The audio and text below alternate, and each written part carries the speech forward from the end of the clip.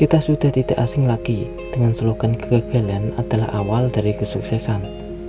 Atau beberapa orang setuju jika kegagalan dialami sejak awalan adalah salah satu kesuksesan yang cepat.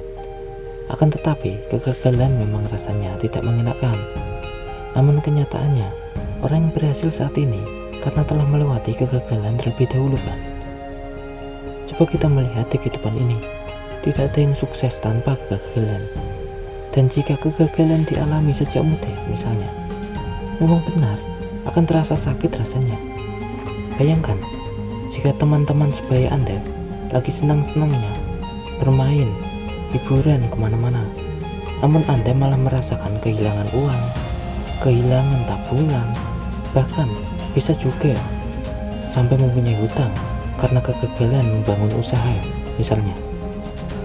Namun, bagaimanapun juga, kita jangan menyalahkan maupun mengeluh terus-menerus tentang apa yang sudah terjadi.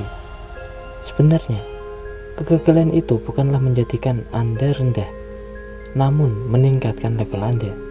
Saya tidak mengharapkan Anda gagal maupun Anda rugi, apalagi Anda kejebak dalam tipuan orang lain yang mengeruk uang Anda secara brutal. Namun, memang itu sejak dari awal adalah jalan yang sudah Anda pilih sendiri, yaitu berproses sejak muda. Hal ini sangatlah sensitif karena kegagalan sangatlah menyakitkan. Namun, coba kita netralkan hati. Kegagalan kita tidak tahu kapan akan diterima, dan jika kegagalan terus-menerus dialami, tidak adil rasanya jika hanya begitu siklus kehidupan seseorang. Karena mencegah lebih baik daripada mengobati.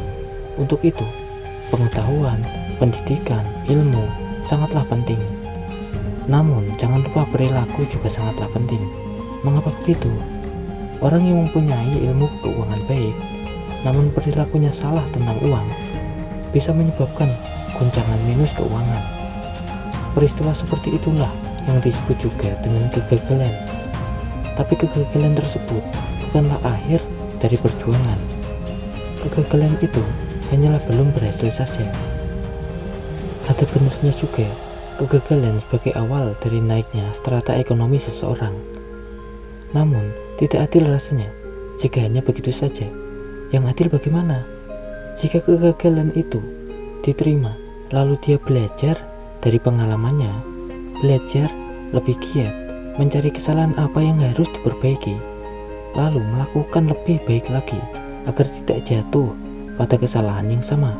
Itulah tindakan nyata jika kegagalan dijadikan bentuk pengalaman sebagai arah tujuan masa depan. Kita sebut lagi, pengetahuan sangatlah penting. Namun pengetahuan bersifat potensial atau tersembunyi. Tersembunyi tersebut karena belum diwujudkan, dikatakan tidak tersembunyi lagi ketika sudah diwujudkan. Faktor yang mempengaruhi pengetahuan yang telah diserap itu terwujud, yaitu perilaku kita. Dan perilaku kita ini terdapat di pikiran bawah sadar yang telah melekat dan menjadi diri kita sesungguhnya.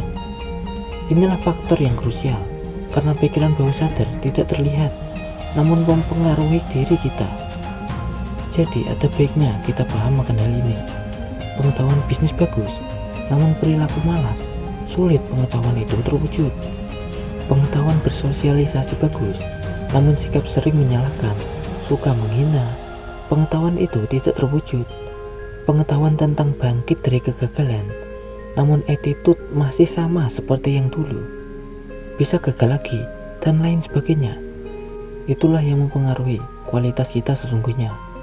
Karena kebiasaan juga berhasil dari pengulangan setiap hari dalam waktu yang lama. Namun jika kita tidak kenal pikiran bawah sadar kita juga susah untuk merubahnya. Maka dari itu, sangatlah kompleks jika bicara tentang itu. Namun kita berusaha bahas lebih dalam untuk Anda. Karena kami percaya suatu kebaikan diwujudkan di masa sekarang akan berbuah di masa depan. Kami sangat bahagia jika Anda juga mendapatkan manfaat, dan itu membantu kita lebih semangat dan memberikan apa yang kami punya. Semoga bermanfaat.